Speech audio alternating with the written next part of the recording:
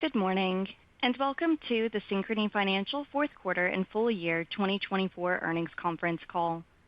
Please refer to the company's investor relations website for access to their earnings materials. Please be advised that today's conference call is being recorded. Currently, all callers have been placed in a listen-only mode. The call will be open for your questions following the conclusion of management's prepared remarks. If at any time you should need operator assistance, please press star zero. If you wish to ask a question following the prepared remarks, please press star one. I will now turn the call over to Kathryn Miller, Senior Vice President of Investor Relations. Thank you. You may begin. Thank you, and good morning, everyone. Welcome to our quarterly earnings conference call. In addition to today's press release, we have provided a presentation that covers the topics we plan to address during our call. The press release, detailed financial schedules, and presentation are available on our website, synchronyfinancial.com. This information can be accessed by going to the Investor Relations section of the website. Before we get started, I wanted to remind you that our comments today will include forward-looking statements. These statements are subject to risks and uncertainty, and actual results could differ materially. We list the factors that might cause actual results to differ materially in our SEC filings, which are available on our website. During the call, we will refer to non-GAAP financial measures in discussing the company's performance.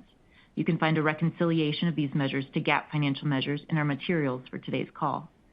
Finally, Synchrony Financial is not responsible for and does not edit or guarantee the accuracy of our earnings teleconference transcripts provided by third parties.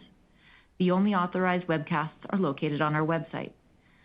On the call this morning are Brian Doubles, Synchrony's President and Chief Executive Officer, and Brian Wenzel, Executive Vice President and Chief Financial Officer. I will now turn the call over to Brian Doubles. Thanks, Kathryn, and good morning, everyone. I'd like to first take a moment to acknowledge all those who have been affected by the devastation of the California wildfires. Synchrony has colleagues, customers, partners, and providers that were impacted, and while we do not expect a meaningful financial impact on our business, we are monitoring the situation closely and offering support in a number of ways to all those affected. Moving to Synchrony's fourth quarter performance, we added 5 million new accounts, generated $48 billion of purchase volume, and grew ending loan receivables by 2%. In addition, we continued to see improvement in our portfolio's year-over-year delinquency trends. Our RSA continued to align the interests of both Synchrony and our partners, and we maintained our cost discipline to deliver fourth quarter net earnings of $774 million, or $1.91 per diluted share, a return on average assets of 2.6%, and a return on tangible common equity of 23%. These fourth quarter results enabled a strong close to 2024, during which Synchrony acquired almost 20 million new accounts and financed more than $182 billion of purchase volume. This year marked our second highest level of purchase volume and serves as an important testament to the lasting appeal of our diverse and flexible financing solutions and compelling value propositions that we offer. Synchrony deeply understands the needs of our many stakeholders, and so even as customers became more discerning in their spending choices and the impacts of persistent inflation and our credit actions took hold as the year progressed, Synchrony leveraged our scale, our data analytics, and deep lending expertise, and our advanced digital capabilities to remain nimble and responsive in a rapidly changing environment. As a result, Synchrony generated full year 2024 net earnings of $3.5 billion, or $8.55 per diluted share, a return on average assets of 2.9%, and a return on tangible common equity of 27.5%. The financial performance included both the positive and adverse impacts of several non-recurring events in our business, ranging from the sale of one business and the acquisition of another to the undertaking of an unprecedented multi-phase plan to prepare for a potential regulatory change with far-reaching implications for the consumer lending industry. And yet, through all the complexities of these opportunities and amidst an ever-evolving landscape, Synchrony executed at a high level across all our key strategic priorities to optimize our business and position us for sustainable growth at strong risk-adjusted returns for the long term. During 2024, we added more than 45 new partners, including iconic brands like Virgin, Gibson, and BRP, as well as technology-oriented relationships like Addit, Practice Management Software, and Service Titan. Each of these additions further diversified the industries, products, and services for which Synchrony can provide flexible financing solutions while also extending our customer reach. Synchrony also grew and expanded existing partnerships during the year with the renewal of more than 45 programs, including Verizon and Generac, and more recently, 2 of our top 5 partners, Sam's Club and JCPenney. We're excited to announce that in January, we renewed and extended our more than 30-year relationship with Sam's Club, which builds upon our strong focus of delivering member-centric digital experiences and value. Synchrony's partnership with JCPenney has also evolved over nearly 25 years through both collaboration and innovation as our customers' needs have changed. Our long-term program extension and expansion will now include the introduction of Synchrony Pay Later, our buy now, pay later financing solution with 6, 12, or 24-month installment payments. Customers can scan a QR code in store to complete an application on their own device, and if approved, select their preferred financing option and make their purchase immediately. And just as Synchrony is evolving and expanding the ways in which we deliver value through partner programs we offer, we are also focused on diversifying the programs and markets we serve and the breadth and utility of the products we offer. In 2024, we completed the acquisition of the Ally Lending business and are in the process of transitioning merchants to Synchrony Pay Later. We're excited to continue further developing our multi-product capabilities and continue the expanded integration of this vertical in 2025. We also finalized the sale of Pets Best to Independence Pet Holdings, and in addition to a significant financial gain, we extended our reach in the rapidly growing pet industry through an equity interest in IPH. We're excited about the recent launch of Better Together with CareCredit and Pets Best, a patent-pending, simple, and seamless innovation that connects the two solutions by directly reimbursing insurance claims to the CareCredit Health and Wellness Card. We believe this streamlined payment process will deliver a unified experience for pet parents and support our growth in the pet care financing industry. And we launched CareCredit into wellness markets to finance fertility, nutrition, and dietitian products and services, which supported almost 15% growth in wellness-related purchase volume during 2024. In addition, Synchrony enhanced the utility of a number of our private label credit cards by broadening their acceptance and expanding their distribution channels, an evolution made possible by the delivery of our financial ecosystem through more of our merchant acquirer partners. For example, the Amazon store card can now be used at all Whole Foods locations via mobile QR code and for One Medical memberships. The results have exceeded expectations and build upon our strong foundation of acceptance, including Amazon.com, Amazon Pay, and Audible. In addition, CareCredit can now be used to pay for select health and wellness products and services across a growing list of approximately 18,000 retail acceptance locations, including Albertsons Companies, Sam's Club, Walgreens, and Walmart. And in keeping with our strategy of broadening product utility, we continue to roll out our CareCredit Dual Card over the past year, which grew open accounts by 16%. Thanks to its strong value proposition and utility, about 60% of this product's out-of-partner spend in 2024 was outside of traditional health and wellness categories. Today, Synchrony delivers a wide variety of innovative financing products and services that are designed to responsibly address each customer's needs whenever and however they are looking to make a purchase, an opportunity that is increasingly occurring digitally, whether that's on a mobile device or at the physical point of sale through wallet apps and digital payments. So throughout the past year, Synchrony has been on a journey to bring our customer experience to life through more engaging and cohesive content across our digital footprint. From our native apps to our marketplace and website, we are expanding and deepening the role that Synchrony plays with our customers and partner relationships. In fact, through our efforts to expand Synchrony's digital presence, we've enhanced our cross-marketing capabilities and strengthened partner and product awareness for our customers. We're also seeing customers engage with Synchrony more extensively, visiting our sites more often, and while they're engaging longer on our properties. This engagement has contributed to incremental new accounts and sales, as well as lower acquisition costs. In the case of Synchrony Bank, we've more than doubled the number of new Synchrony Bank accounts acquired through our Synchrony.com website with almost no associated acquisition costs. And thanks to the combination of our dynamic technology platform, our advanced analytics, and our scale, with more than 140 million reported trade lines and trillions of customer and spend data points, we can leverage proprietary insights throughout our digital financial ecosystem and across the customer journey to deliver highly personalized and engaging experiences. Synchrony's marketplace is a growing part of that financial ecosystem and drives greater connectedness between our customers and partners. Over the last year, we've launched curated campaigns and differentiated offers to our marketplace that contributed to more than 600 million impressions and 1 million referrals across participating partners. In addition, Marketplace hosted almost 228 million customer visits and drove more than 17% growth in newly submitted applications within Marketplace. Synchrony's digital wallet strategy also made great strides in 2024, driving stronger engagement, utility, and purchasing power for our customers. In fact, Synchrony's unique active wallet users grew 85% compared to 2023 and contributed to more than double the digital wallet sales in 2024.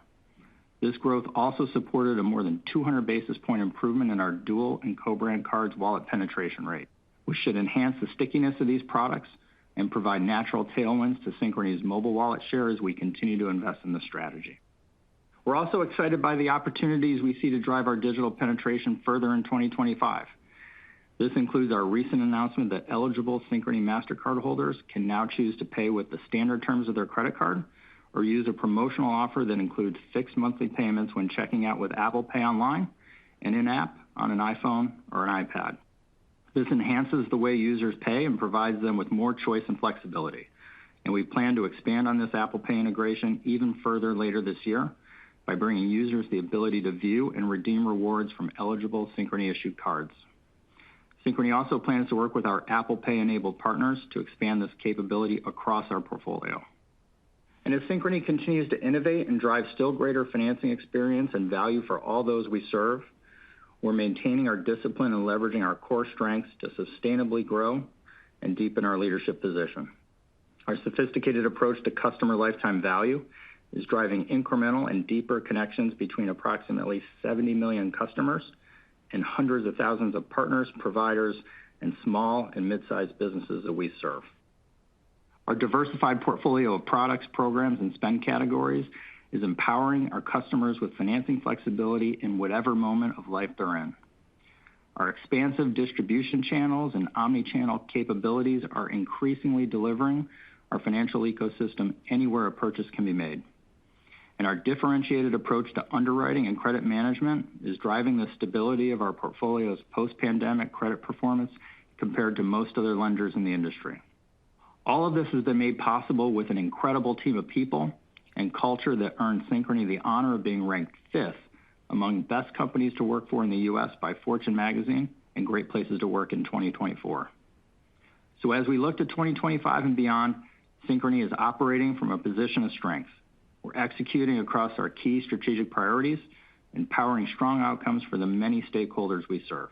We're deepening our role within the heart of American commerce and priming our business for profitable growth for years to come. And we're driving considerable long-term value for our shareholders. With that, I'll turn the call over to Brian to discuss our financial performance in greater detail. Thanks, Brian, and good morning, everyone. Synchrony's fourth quarter performance reflected the inherent resilience that comes from our diversified portfolio of products and spend categories, our balanced approach to underwriting and credit management, and our sophisticated technology platform. This differentiated combination of strengths enabled our business to swiftly adapt to the evolving landscape. During the fourth quarter, customers continue to seek out our flexible financing solutions as the strong value propositions and broad utility of our product offerings generate lasting value against a persistently inflationary environment. As a result, we added 5 million new accounts, maintained approximately 70 million active accounts, and generated $48 billion of purchase volume, despite the continued impact of the credit actions we took between mid-2023 and early 2024. Ending receivables grew 2% to $105 billion as payment rates continue to moderate, down approximately 10 basis points compared to last year. Purchase volume and receivables at the platform level reflected the continuation of the trends we discussed over the course of the year as customers remain selective in their spending behavior and generally prioritize non-discretionary and seasonal holiday items. Platform purchase volume growth ranged between down 1% and down 6% year over year, generally reflecting the lower spend per account as customers moderated both bigger ticket and discretionary spend, particularly in categories like furniture, electronics, cosmetic, and outdoor, as well as the impact of Synchrony's credit actions. Receivables growth across the platforms ranged from flat to 6% higher year over year, primarily due to slower purchase volume growth and payment rate moderation. Dual and co-branded cards accounted for 44% of total purchase volume for the quarter and increased 1%, reflecting the benefit of these products' broad-based utility, offset by the combined impacts of selective customer spend and Synchrony's credit actions. Net revenue grew 4% to $3.8 billion, resulting from higher interest and fees and higher other income, partially offset by higher RSA and interest expense. Net interest income increased 3% to $4.6 billion, as interest and fees grew 3%, primarily reflecting higher interest and fees on loans, partially offset by an increase in interest expense from higher interest-bearing liabilities. Our loan receivables yield grew 8 basis points, primarily driven by our pricing actions, including the impact of our product, pricing, and policy changes, or PPPCs, as well as lower payment rate, partially offset by higher reversals and a lower late fee incidence. Total interest-bearing liabilities cost was 4.58%, an increase of 3 basis points versus last year. RSAs of $919 million were 3.57% of average loan receivables in the fourth quarter and increased $41 million versus the prior year, primarily reflecting program performance, which includes the impact of our PPPCs. Other income increased $128 million, primarily related to the impact of our PPPC-related fees, which were partially offset by the impact of our Pets Best disposition. Provision for credit losses decreased to $1.6 billion, primarily reflecting a $100 million reserve release in the fourth quarter compared to a reserve build of $402 million in the prior year, partially offset by higher net charge-offs. Other expenses decreased 4% to $1.3 billion, primarily driven by the prior year restructuring costs and other notable expenses as outlined on slide 17 of our earnings presentation, and lower operational losses in the current year. These decreases were partially offset by costs related to the Allied Lending acquisition and technology investments. The efficiency ratio was 33.3% for the fourth quarter, an improvement of approximately 270 basis points versus last year, reflecting a combination of Synchrony's cost discipline and revenue growth.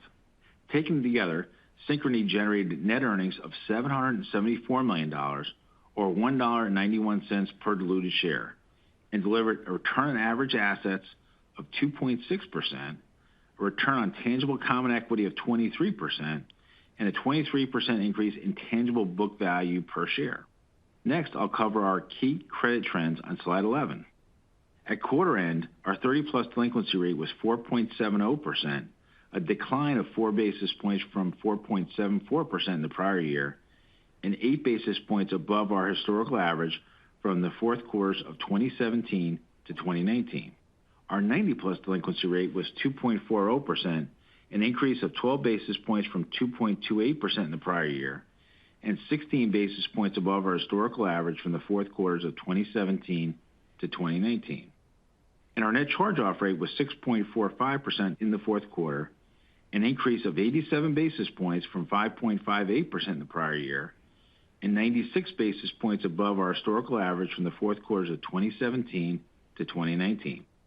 Our allowance for credit losses as a percent of loan receivables was 10.44%, which decreased approximately 35 basis points from the 10.79% in the third quarter. As shown on slide 12, the credit actions we've taken from mid-2023 through early 2024 are improving our delinquency formation as the rate of year-over-year growth in both 30-plus and 90-plus delinquency rates continue to decelerate. These trends give us confidence in our ability to return to our long-term net charge-off target. Turning to slide 13, Synchrony's funding, capital, and liquidity continue to provide a strong foundation for our business.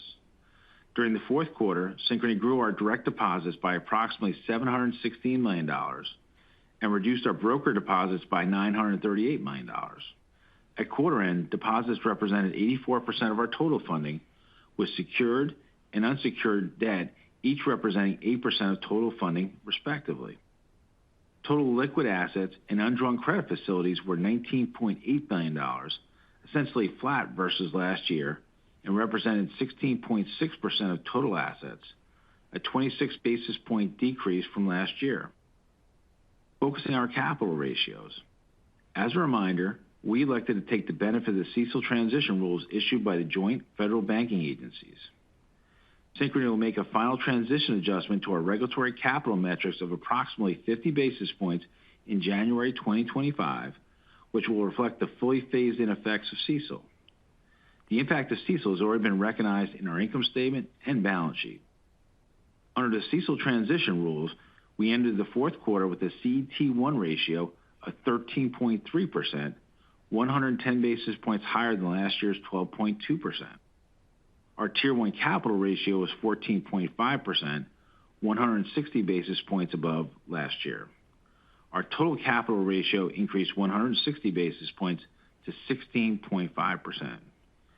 In our Tier 1 capital plus reserves ratio, on a fully phased-in basis, increased to 24.3% compared to 22.1% last year. Synchrony returned $197 million to shareholders during the fourth quarter, consisting of $100 million in share repurchases and $97 million in common stock dividends, totaling $1.4 billion of capital returned during the full year 2024. At year-end, we had $600 million remaining in our share repurchase authorization for the period ending June 30th, 2025. Synchrony remains well-positioned to return capital to shareholders as guided by our business performance, market conditions, regulatory restrictions, and subject to our capital plan. Turning to our outlook for 2025 on slide 14, our baseline assumptions include a stable macroeconomic environment, full-year GDP growth of 2.2%, a year-end employment rate of 4.1%, a year-end Fed funds rate of 4.25%, full-year deposit beta of approximately 60%. In addition, given the uncertainty with regard to the litigation process and the political landscape surrounding the late fee rule, our outlook assumes no impact from the potential late fee rule change, but does include the impact of our PPPCs. If the late fee rule were to go into effect, this outlook would no longer be applicable. Starting with ending loan receivables, we expect purchase volume and new account growth to continue to reflect the impacts of our credit actions and selective customer spend behavior. We also expect payment rate in 2025 to generally remain flat with 2024 levels as a result of our past credit actions, which have stabilized the mix of customer payment behaviors. As a result, we expect low single-digit growth in ending loan receivables for the full year 2025. We expect net revenue for the full year to be between $15.2 and $15.7 billion and to follow seasonal trends. We expect year-over-year growth in both interest income and other income as the impact of our PPPCs build, partially offset by the flow-through of lower average prime rate on our variable rate receivables, lower late fees as delinquency performance improves, lower yielding investment portfolio due to lower benchmark rates, and finance charge and late fee reversals associated with the seasonality of our credit performance. Lower average benchmark rates should also contribute to lower funding costs as our CD maturities reprice, although this will be influenced by competitive deposit beta trends in response to any additional rate cuts that may occur. In addition, we generally expect to maintain higher levels of liquidity of approximately 17% for the next few quarters, given our desire to prioritize our deposit customer relationships and pre-fund future growth. Finally, RSA as a percentage of average loan receivables should be between 3.60% and 3.85%, driven by improving program performance as net charge-offs decline and the impact of our PPPCs increase. We expect our portfolio net charge-off rate for the full year to be between 5.8% and 6.1%, primarily reflecting the benefit of our prior credit actions and our differentiated approach to underwriting and credit management. And we expect our efficiency ratio to be between 31.5% and 32.5%, as Synchrony remains focused on driving operating leverage in our business. Before I turn the call over to Q&A, I'd like to leave you with 3 key takeaways from today's discussion. First, Synchrony is well-positioned to re-accelerate our growth. Our investments we've made and credit actions we've taken were designed to prioritize sustainable, profitable growth through evolving market conditions. Our performance since exiting the pandemic in 2021 demonstrates our discipline with average ending loan receivables growth of approximately 9% while delivering an average return on assets of approximately 3% an average return on tangible common equity of approximately 25%. Second, the outperformance of our portfolio's credit trends relative to the industry has enabled this track record, and our recent delinquency formation trends give us confidence in both our credit outlook and our ability to re-accelerate profitable growth. We are watching for continued stability in the macro environment, more confident consumer spend behavior, and continued improvement in our delinquency performance to support the gradual reversal of our credit restrictions. And third, Synchrony's robust capital position is a clear strength. It will enable our growth while also supporting greater capital returns to our shareholders in the years ahead. In summary, Synchrony's high-level execution in 2024 has positioned us well for 2025 and beyond as we drive progress towards our long-term financial targets.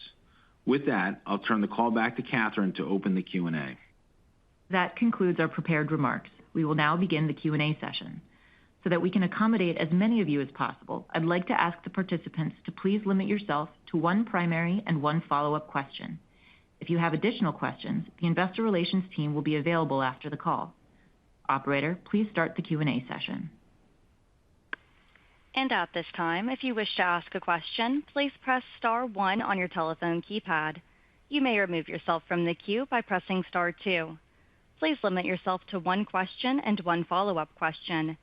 And we will take our first question from Ryan Nash with Goldman Sachs. Please go ahead.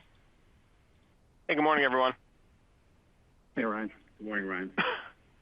So maybe to start off on the net revenue guide, Brian, you talked about growth in both fees and NII. Can we maybe just dig in on some of the moving pieces on net interest income? And I guess, first, how do we think about the impact from rates? I know you're targeting 4.25 in terms of Fed funds. The balance sheet should benefit as rates come down.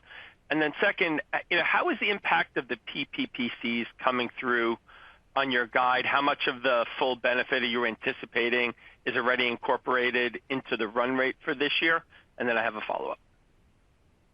Yeah, great. Let me try to unpack a little bit of that, Ryan. So I think when you think about net revenue guide, and then I'll bridge you a little bit to NII, when you think about the net revenue guide, you're going to get a significant increase related to the PPPCs running through net revenue.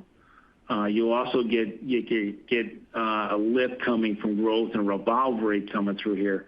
But there are two fairly large offsets that are coming back. One is RSAs, which has the effect, not only from a lower net charge-off rate in 2025, but also has the effect of the PPPCs that are flowing through there. And you have a fairly significant drop in late fee revenue that comes through there as well as your charge-offs decline. So those are the general moving pieces. You will see a more pronounced NII growth because obviously that strips out the RSA impact, but the same late fee dynamic, the revolve rate, all those kind of flow through. On net funding, it's slightly negative for the full year. It's more a timing of when we have the rate cut kind of coming through. Prime rate already starting to drop in the beginning part of this year. So it's more a timing, to be honest with you, when you think about prime rate decline, the investment portfolio, which resets fairly quickly, and then the funding piece, again, depending upon when the CD maturities restack. So again, more pronounced NII growth. And the PPPCs, I'll get ahead of the question, are performing generally in line with financially our expectations. We have said there's a little bit of mix where we're getting stronger retention, stronger yield on the interest side, and a little bit lighter on the paper statement fees, mainly due to people adopting eBill. So that's how I kind of think about the framework for both net revenue and NII. Got it. And maybe as a follow-up on capital, so you're sitting over 200 bips above the target, especially in a seasonally low quarter. And I think you bought back $100 billion of stock. Can you maybe just talk about the plan for capital return, particularly why it was a little bit depressed in the quarter, and maybe just toggle between, are you seeing more opportunities to deploy it inorganically, or, I know you mentioned twice in your last remarks, Brian, about the re-acceleration of growth. Are you holding back a little bit in terms of, anticipating the return of loan growth? Just trying to understand the thought process on the lower near-term buyback and what it means for deploying capital over the next few quarters. Yeah, thanks for that question, Ryan. I know a lot of people are going to try to make a read-through into what we did and the cadence for the quarter. I just want to be clear. The cadence for the quarter being lower than some of the prior quarters was more our kind of view on the market and what was going to be potentially a more volatile market given the presidential election and the aftermath of whichever administration kind of came through and the flow-through effects. So, we kind of predetermined that wasn't a quarter that we were going to be heavily leaning in from a buyback perspective. I would not read through that. The $600 million that we have remaining on the current authorization, our intention is to complete that. And right now we're in the process of completing our 2025 capital plan, running our loss stress tests for there. And again, we understand that capital is a strength for us. It does provide us the opportunity to do things inorganically, but I want to be clear, we didn't build capital or the lower repurchases was not due to waiting for additional growth, anything inorganic. It was just more, our kind of view of the markets maybe being a little bit more disrupted or disjointed in the fourth quarter. And we remain committed to bring capital back down, closer to our target. Thanks for all the color. Thanks, Ryan. Have a good day. Thank you. And we will take our next question from Sanjay Sakhrani with KBW. Please go ahead. Thank you. Good morning. Brian Wenzel, maybe just to drill into that PPPC impact a little bit more. Is it fair to assume that by the end of this year, you'd still sort of have that full run rate of what you anticipated putting in as mitigation in the numbers? And I guess, how should we think about if late fee regulation doesn't happen, how it impacts the ROA? I'm just trying to think about, sort of normalize your long-term ROA and when you anticipate getting there. And I would have thought that mitigation takes that higher and sort of when we might get there. Thank you. Yeah, thanks for the question, Sanjay. Good morning. As I think about how you exit out of 2025 on the PPPCs, if I look at a couple of different components, you're still not going to be fully there on the finance charges. If you recall, we said, you're roughly, half, 1 year out, you're about 75% 2 years out. So there's going to be incremental run rate to go on the interest line as you exit out of 25 and get closer into 26. That's number one. Paper statements should, reach, I'd say a steadier state level, but then we'll grow right relative to our average active accounts and how that grows depending upon mix and whether or not all the accounts have that paper statement. Potentially there could be a little bit of headwind if more people choose e-bill, and then you're going to get the benefit down on the expense line versus the other income line. And the last thing I'd say is on the promotional fees, that should build throughout 2025 because that's something that went in effect a little bit later in 2024. As promotional volume picks up, it's been a little bit below, our historical amounts, right? Just on a volume perspective, that should pick up and amortize in over time. So I think as you exit out of 25, there still is room to grow both on the interest, interest line from promo fees and interest income, interest from the interest charges, and a little bit on the paper statement fees. Okay. And then as far as ROAs, any thoughts there? We're obviously we're not guiding to an ROA, but if you look at the construct of the outlook, in theory, coming from a place where you need to strip out this year, it's really important to strip out the Pets Best gain and the Visa B gain. In theory, the PPPCs without a late fee offset to it or lower late fees, you generally should have something that would drive the ROA incrementally higher. Okay. Just one follow-up for Brian Doubles. Maybe you could just talk about the deal environment. I know there's a couple of RFPs out there. There's a lot of chatter around those. Maybe you just talk about how it's looking for you. And then, the loan growth still remains weak. The purchase volume remains weak. I mean, anything that can help drive that? Are you guys being conservative there? Thanks.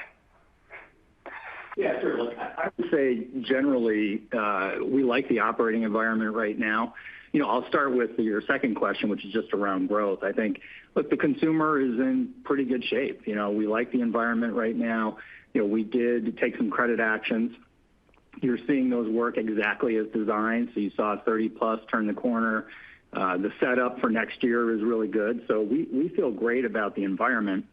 I'll tell you on the competitive side, there's still pretty good discipline in the market. We're looking at a lot of new opportunities, as we always do. We have a robust pipeline. And at this point, there's still pretty good discipline. I think some of that is coming out of, last year was a little bit uncertain in terms of, the economy, the effects of inflation, the election. And I think when you're in periods like that, you tend to see pretty good discipline around, pricing new opportunities, and we're seeing that. So as you know, we're a disciplined bidder. We're always focused on a good risk-adjusted return. We look for programs where we have really strong alignment between us and the partner. Like those things are critical. Those are absolutely non-negotiables for us. And we continue to win new business. So I feel good about the environment. I feel really good about how we're competing for new business. And you actually saw that with a couple big renewals that we did this past quarter with Sam's and JCPenney. Yeah, Sanjay, if I could just add one point of clarity for what Brian said. When you look at the purchase volume growth in the fourth quarter, I know people are focused on that. A significant portion of that was credit action driven. That was us really trying to focus to get credit into the position in 2025 where we're getting back into our long-term target range. And that's really important. And I know we'll get the credit at some point, but it's also helping us get back on a trajectory faster than our peers. But the purchase volume is by design. The new accounts were by design to kind of set us up, really on the credit side. Thank you. Thanks, Sanjay. Have a good day. Thank you. And we will take our next question from Mihir Bhatia with Bank of America. Please go ahead. Thank you for taking my questions. I actually wanted to go back to the question around just the net revenue and some of the components there. Maybe just talk about some of the assumptions embedded in there in terms of just how much of your portfolio is resized heading into 2025. What do you expect heading out of 2025? Does that imply even more upside on net revenue in 2026? Thank you. Yeah, again, we haven't really changed or provided any incremental color here other than we talked about how much of the book should reprice in the first 12 months and in the next 12 months. I'd say we're slightly ahead of that schedule as we stand now. Obviously, we're also going into a period where prime rate's going to have a little bit of an influence here in the first half, given the changes that happened in the latter part of 2024. So, again, there's no change to the guidance that we had with regard to how much of the book is going to be on the new APRs. Got it. Thank you. And then maybe just you mentioned credit, so let's turn to that. Your outlook does suggest meaningful improvement, and we see that in the delinquencies. But I was curious about how you would but your purchase volumes are still pressured. I understand some of it is driven by your own actions and pulling back on tightening underwriting. So I guess a couple of questions there is just, are you done with tightening underwriting for now? How do you feel about the environment currently? What are you seeing from the consumer? Some others have mentioned an increase in people paying minimum balances, some commentary around how many people are at their full credit limits. What are you seeing in your book? How do you feel about the consumer, and where are you from an underwriting posture standpoint? Thank you. Yeah, let me try to unpack that one here. The first thing, I want people to focus on the fact that we were later in the credit normalization than others. We reached what if you could say a peak or a trend where our 30+ has now turned positive, whether you think about it sequentially to the third quarter or year over year in the fourth quarter, where a lot of other people are doing it. So we didn't go as high, and ours was much more compressed, largely due to the credit actions that we've taken, and we're pleased with how they're performing. The broad-based actions that we took really, I'd say, ceased back in the second quarter of 2024. So the actions that we continue to take are the standard idiosyncratic type refinements that we look at partners' channels as we look at the risk return of those channels and products. As we enter into 2025, I think when you look at that credit trajectory, and we've outperformed seasonality now for 5 months on a 17 to 19 basis, I think we feel optimistic where we are going with credit and the performance of those actions, which gives us a guide down again to that 5.8 to 6.10 range. Some of that's going to be more dependent upon the denominator. When you go underneath the hood and you start thinking about the consumer for a second, overall line utilization has not really changed. So we don't see consumers, at max in line. So that's not, an issue that we see in our portfolio or segments of our portfolio. When we look at payment behavioral patterns, when we see movements, we are seeing movements generally across all credit grades. So it's not centered around non-prime. We see probably a little bit more in the upper prime category than the low prime, which means, they're kind of coming back from some place where they had excess liquidity, but we don't see anything materially different. If you look at our payment composition, right, relative to 2019, people who are making the minimum payment is up significantly from 2019 across all credit grades. And so you look at the 780 plus, they're up probably a little over 400 basis points. Every other credit grade, whether it's the prime, the non-prime, are up high threes. It's not materially different. Part of that is structural, right, as we put more installment lending in and promotional financing. All those payments go into exact min pay. So that's kind of structural. So we don't see cracks in the consumer, as Brian talked about, in the payment behavior patterns, line utilization patterns.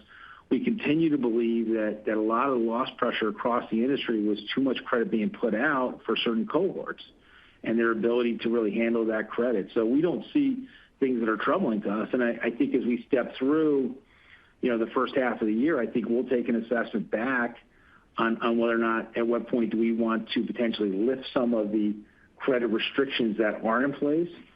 There could be a scenario where you do some of that in the back half of this year. I wouldn't say there's a scenario where we reverse everything, but there could be, a reason for us to sit back and say, the actions have largely fulfilled what they needed to do in order to get the book in the right place. So that's kind of how I think about credit and some of the performance of the book today, Mihir. Thank you. Thank you. Have a good day. Thank you. And we will take our next question from Terry Ma with Barclays. Please go ahead. Hey, thank you. Good morning. Maybe as a follow-up to credit, your delinquency rate was down 4 basis points year over year.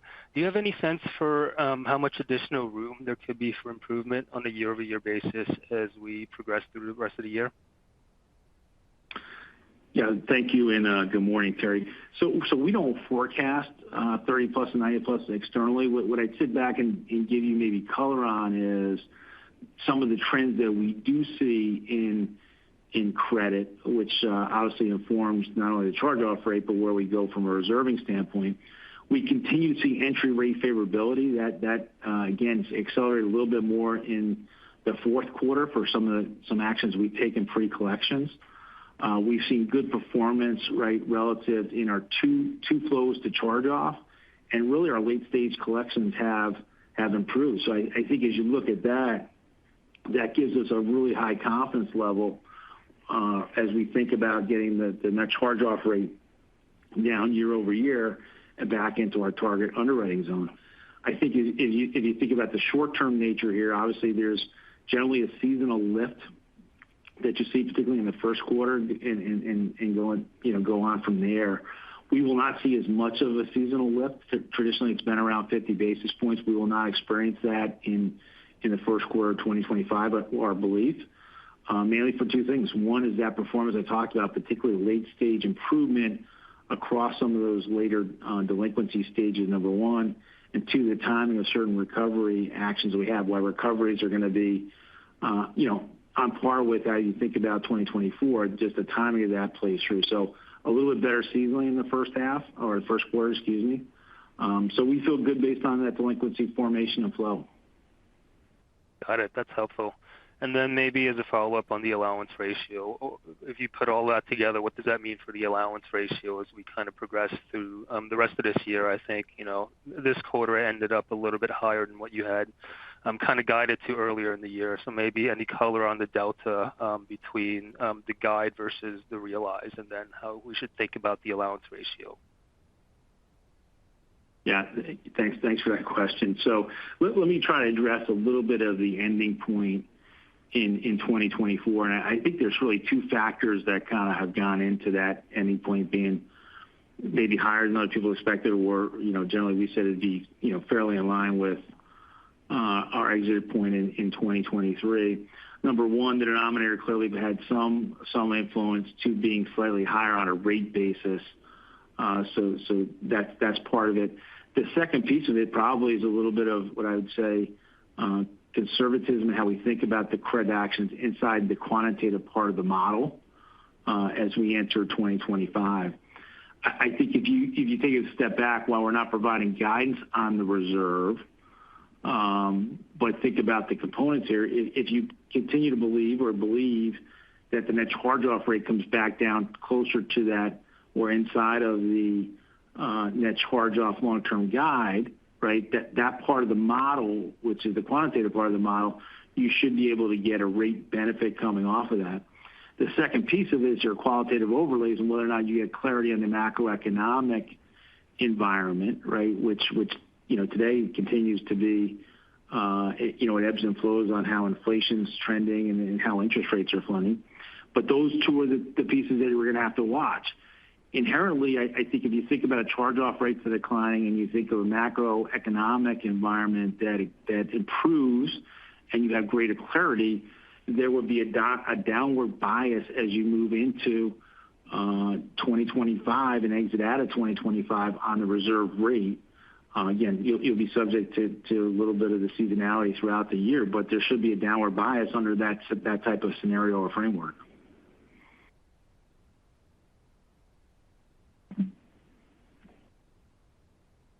Thank you.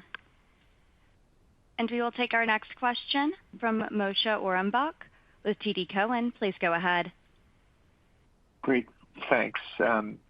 Brian Doubles, you mentioned that part of the JCPenney renewal was the addition of the Synchrony Pay Later. Could you talk about any other sort of new aspects to the renewals for those two large programs, and just talk a little bit about how we should think about the economics of those renewals? Thank you. Yeah, sure, Moshe. So look, I would say first, we're thrilled to have renewed JCPenney and Sam's Club.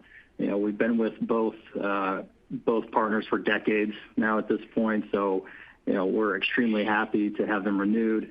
We're excited to launch Pay Later with JCPenney.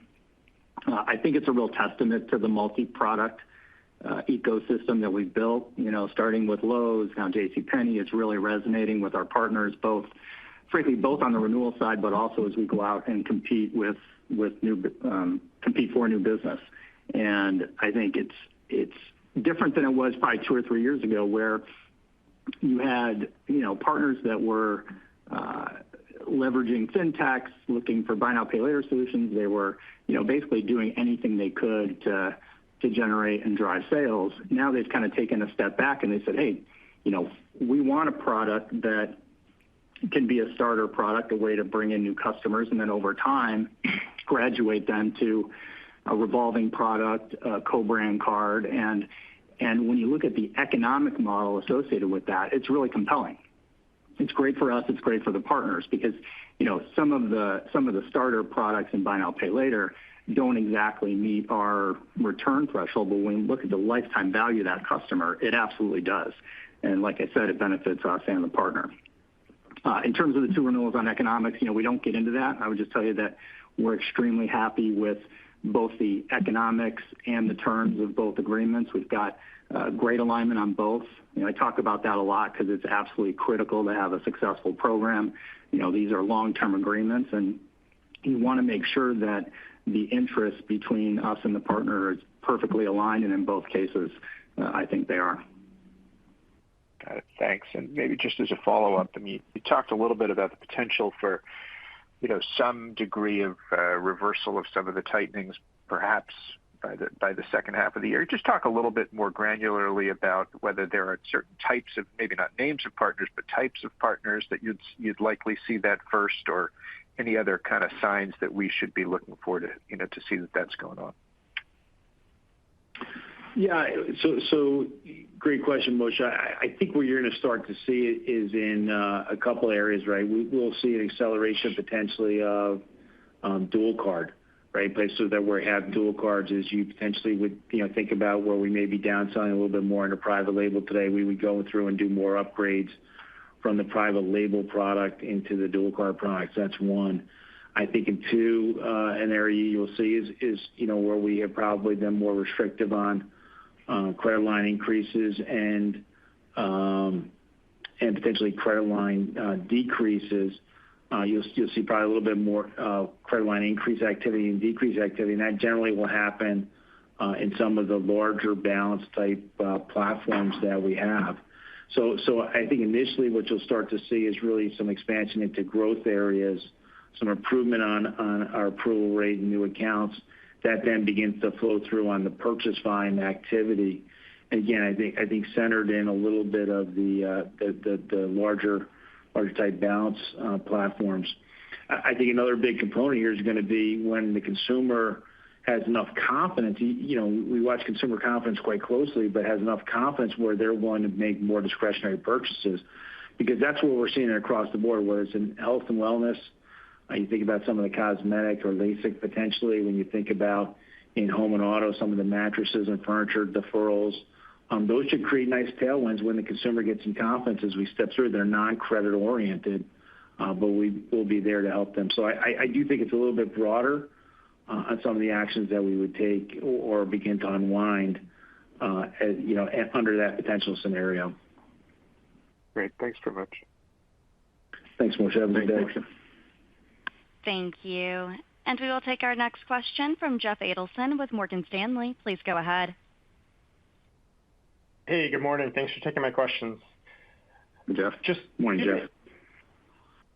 Just given the broader slowing growth of purchase volumes and account growth you've seen for a few years now and the credit actions you've taken, can you maybe share some of the feedback and conversations you're having with your key retail partners around that? I understand that Synchrony controls the underwriting, but are you hearing more of a desire from some of these partners to maybe lean back in a little bit here? And how is that talking point of slower growth narrative maybe feeding into the competitive dynamic as you look to really renew and win new partnerships from here? Yeah, Jeff, look, I think it comes back to what I said earlier, which is all of our programs, we have really good alignment with the partners. So, when we saw, what the industry did in 21, 22, a little bit in 23, and the massive amount of credit that was extended to consumers, we started very proactively making some of these tightening actions and modifications. And we did that completely transparently with all of our partners, just like we do on everything related to the program. We look at the data, we look at the results, we show them exactly what it's going to do to the performance of the program, both on the growth side, but also on the RSA piece. And we make those decisions jointly. We control credit. There's no confusion about that, but we do it very transparently with our partners. And our interests are aligned through the RSA.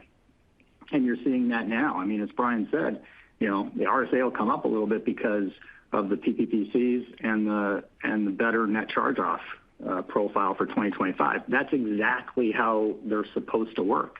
And so both the credit actions and the RSA are working as designed. And so, in a partnership like this, as long as you've got a good contract where it's very clear that we both win together, and don't be confused. We both want to grow. We want to approve more customers. We want to help our partners drive sales, but we want to do it in a prudent way where we're managing to the long-term credit target, and I think we're doing that. Yeah, the only thing I just add on to that, Jeff. I mean, just taking a little step back here. We did put up the second highest purchase volume ever as a company, coming off a record purchase volume the year before. And we had significant asset growth the year before. So this isn't, I'd say, some long-term trend. This is by design with taking credit actions. That's why I think if you look at the pace in which losses started to accelerate and push through your long-term historical averages, we were probably the slowest to do that and one of the fastest coming back out, and we didn't have as steep an increase. That was because of credit actions and our desire to do that. So, again, I don't want to lose sight of the fact that from a purchase volume perspective, this is a significant year for our partners and for our company. Okay, great. And as my follow-up, just maybe circle back on Sanjay's question. If the late fee regulation doesn't come out and let's just say the CFPB rescinds the rule, can you just talk about the plans from there? And, have any of your retail partners talked about maybe a desire to pull back on some of the PPPCs you put through? Yeah, look, so I'll start on this. I think, clearly there's been some positive developments on the litigation front. The injunction will stay in place. I think Judge Pittman made some positive comments about the merits of the case for the industry. With all that said, nothing is final. We don't have certainty at this point. So we're not planning on making any changes to the pricing actions at this point. We got to see how the litigation progresses. We need some level of certainty. And like I said earlier, I think, we'll do exactly what we did when the late fee proposal came out. We'll go out, we'll talk to our partners, we'll do that very transparently. We'll look at a number of different factors, including any behavioral changes that we may have seen up until this point. We'll look at where other merchants and providers are pricing their programs. We look at the competition, we look at the industry, and we'll go through the financial impact to our partners in terms of how it would impact the RSA. So again, it will be very collaborative. We'll make the decision together, just like we've done on credit and when the first late fee proposal came out.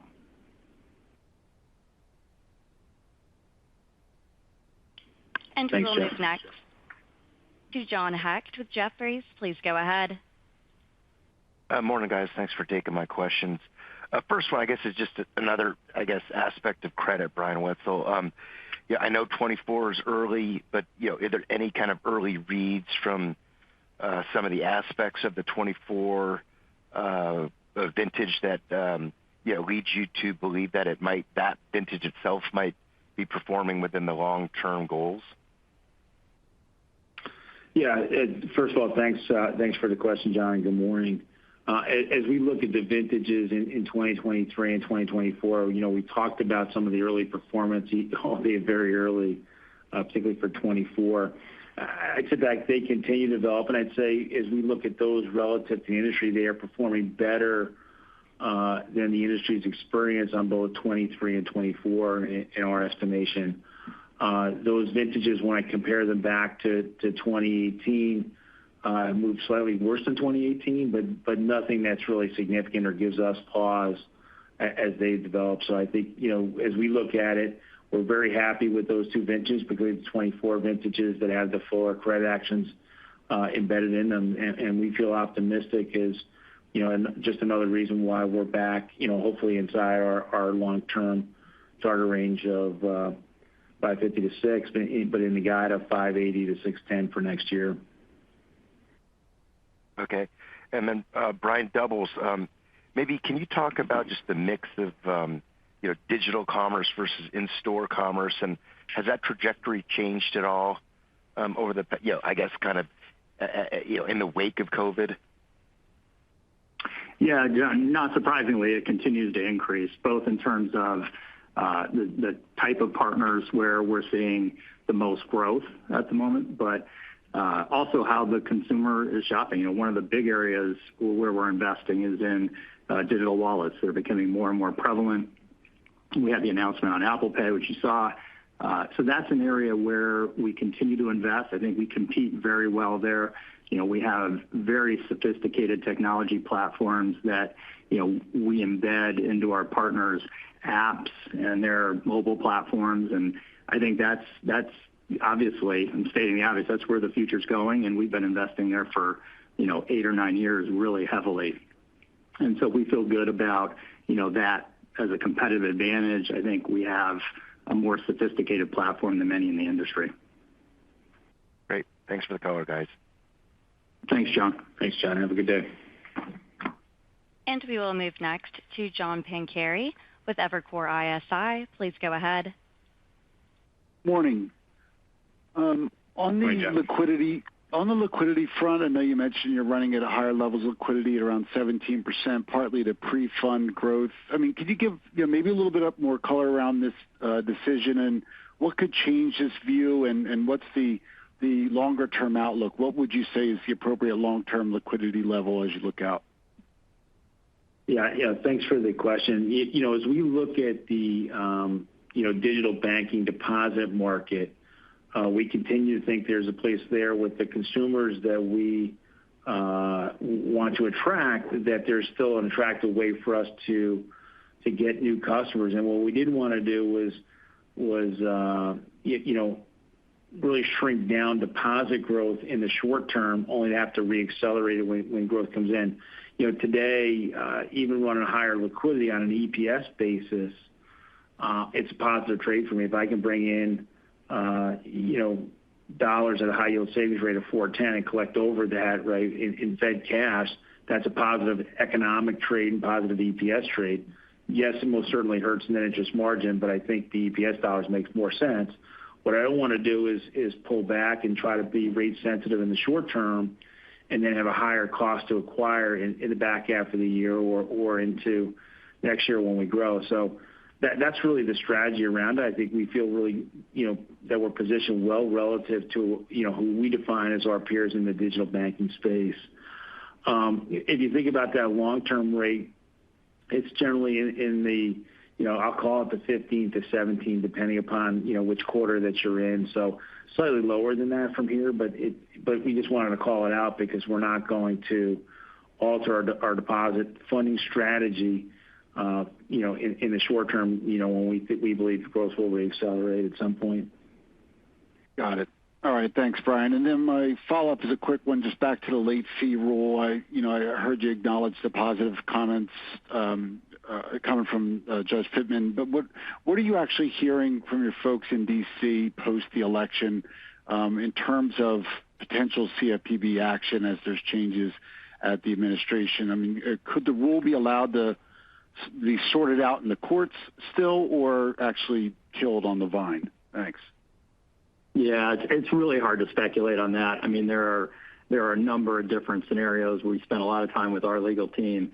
I will tell you, just going back to when the litigation started, it has been a lot of ups and downs, and I think the industry feels fairly good about Judge Pittman's ruling, but how it could play out from here, there's still a lot of uncertainty. I think the appeal window is still open until the first week of February. So, I don't want to get into speculating. We're staying very close to it. Obviously, we're communicating with our partners, but I don't want to speculate beyond that. Okay, understand. Thank you. Thanks. Thanks. Have a good day. And we will move next to Bill Carcache with Wolfe Research. Please go ahead. Thank you. Good morning, and thanks for taking my questions. First, can you discuss the potential for PPPC to drive your normalized return profile of 28% sustainably higher? Yeah, thanks, and good morning, Bill. We haven't changed our long-term outlook. I think to some degree, once the late fee rule settles in, whether it goes in, it doesn't go in, what the ultimate effect of the PPPCs are, we'll come back and potentially revisit those targets at that point, but we haven't changed them yet, Bill. Understood. Maybe following up on your efficiency guidance, sorry if I missed this, but can you give some color around the factors that would drive your efficiency ratio towards the lower versus the higher end of the range? Yeah, one just goes back into, how well you manage and grow your existing account population. To the extent I can grow existing balances, I get operating leverage on that. I think we have a lot of discipline, right, relative to when and how we add incremental FTEs and how we manage some of the non-exempt employees as we go through seasonal periods. So there's a number of different levers that we use. And we go back into, the net revenue decline we saw as a company through the pandemic. We're very quickly back into being one of the more efficient, if not the most efficient, credit card company when it comes down to how we operate the business. And that's our commitment, is to drive that operating leverage again in 2025. Thank you. Thanks, Bill. Have a good day. And we will move next to Rob Wildhack with Autonomous Research. Please go ahead. Morning, guys. A question on the outlook for loan growth. Just wanted to get your thoughts on how that might progress through the year, because I think in the past you've talked about a scenario where you could open up a bit in the second half. So is that still the base case and included in the outlook now? And then what are some of the waypoints we should watch to see if that remains on track? Is it just as simple as net charge-offs normalizing? Thanks. Yeah, thanks and good morning, Rob. As you think about loan growth as you step through the year, you first got to look against what you're comparing year over year. Obviously, the most difficult comp would be the first quarter. We were fairly clear in the second quarter. We saw a deceleration from the consumers that were really somewhat in advance of our credit actions. And then obviously the continued deceleration that you saw in the back half of the year, mainly from the credit actions themselves, as well as the discerning customers. So I think if you think about that, your first quarter is probably the more challenging one when it comes to loan growth. And then you should see it kind of accelerate as you step through second through the fourth quarters. With regard to the scenario that we potentially have talked about a couple of times around lifting some of the credit restrictions, that's not part of the base plan. It'd be something that we would, look at, later in the year. And then you'll begin to see those effects as we take those actions.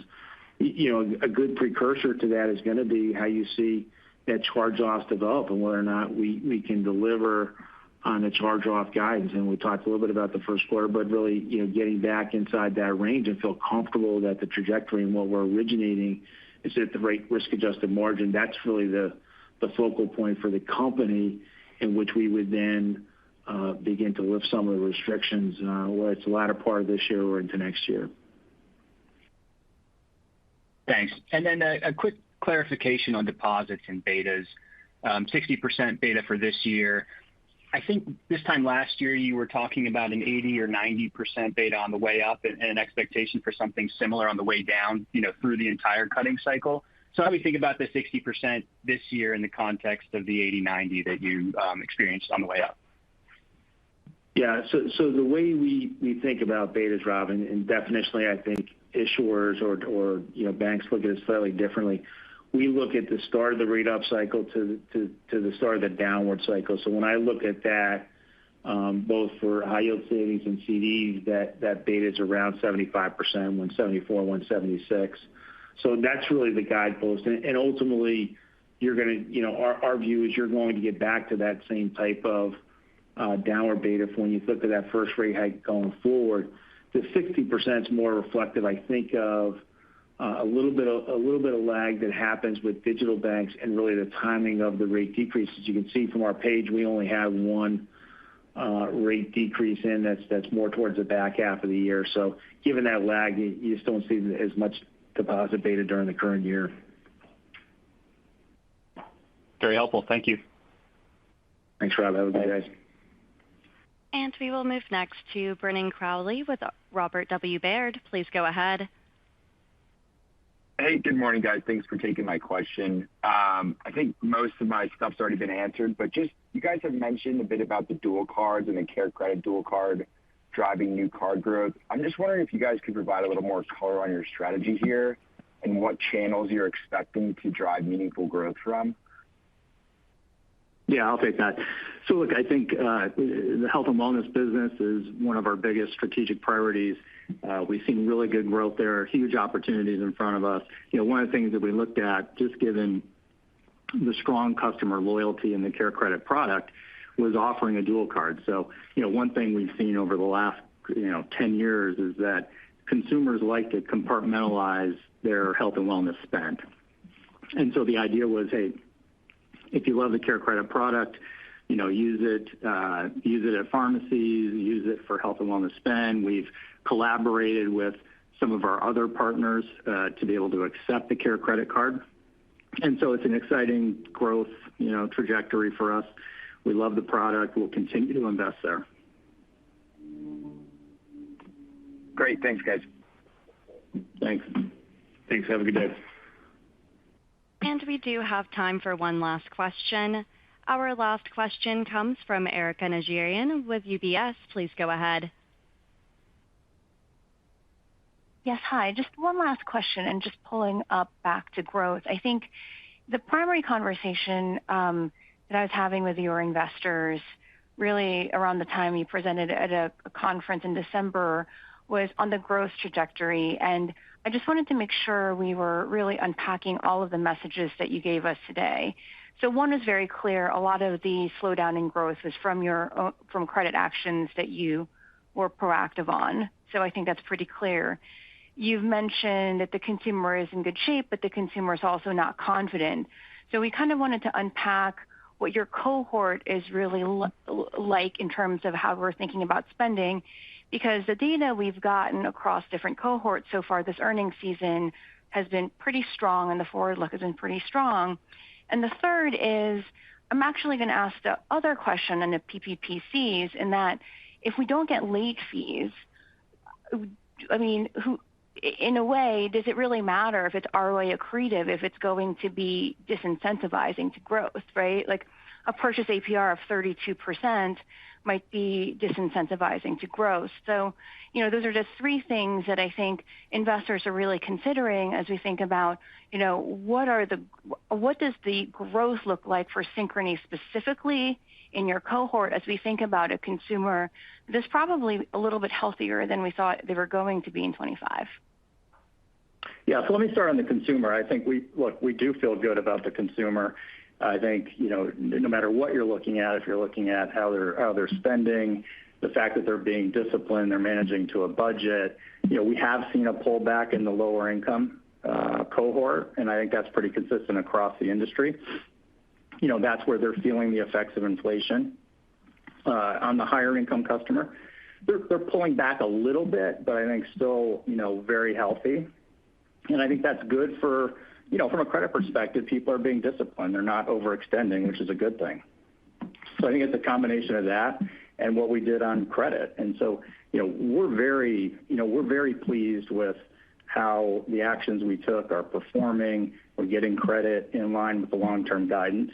And, we're willing to sacrifice a little bit of growth here in the short term to deliver that. Yeah, Eric, if I can add a couple of other points here. I think when you look at the overall consumer, when we look at that higher end consumer for us was flat, right, for the quarter. So yes, it does trail, but it wasn't net negative. Where we see more of the negativity is down on the lower non-prime segment, which is the segment that attracted more of the credit action. So again, when you unpack the pieces of it, we don't feel really bad about it. When you get to the PPPCs and you bring up the concept around the APR and that, a couple of things I just add to that. Number one, for all the programs in which we executed PPPCs, we have a test first control. So we actually can see purchase volume per active. We can see realization rate. We can see whether there's attrition, silent attrition, or changes in revolver or transactor behaviors. And there's not a significant difference between the ones that are in the control group versus the ones that received the terms and conditions. So that gives us some level of comfort that the sales decline are not necessarily PPC oriented, number one. Number two, there were a couple of holdouts that we have, while we may have agreed to terms, haven't put in place until the late fee rule went into place. In those situations, they're seeing some of the same declines that we're seeing across the board. So again, another data point that this isn't necessarily driven off of the PPPCs. So as we look at that, and then the final point I'd make, why people point to the APR, you have to look at the value proposition. That these cards generally have a higher value proposition all in when you're looking at 5% discounts at certain retailers, or you're looking at 10% off and things like that. So a higher value proposition, which is a bulk of the RSAs, the Gap is a great example of why you can have that same kind of price. That's why someone can charge several $100s for an annual fee in a card because someone believes that the value proposition is strong enough to support it. So I think you got to take a step back and look at all the elements around the pricing of the product and the value proposition before you draw conclusions. And that analysis is back to the point I made earlier. That's exactly what we sit down and go through with our partners. So we say, okay, here's the test, here's the control, here's what we think will happen if you move APRs up or down, and what the trade-offs are. And obviously our partners are very interested in that because they're impacted, frankly, both on the growth side as well as their interests are aligned through the RSA. Thanks. I think that was really helpful color for investors in terms of the control group anecdote. So I appreciated that. Thanks. Great. Thank you, Erica. Have a good day. This concludes Synchrony's earnings conference call. You may disconnect your line at this time and have a wonderful day. Thank you.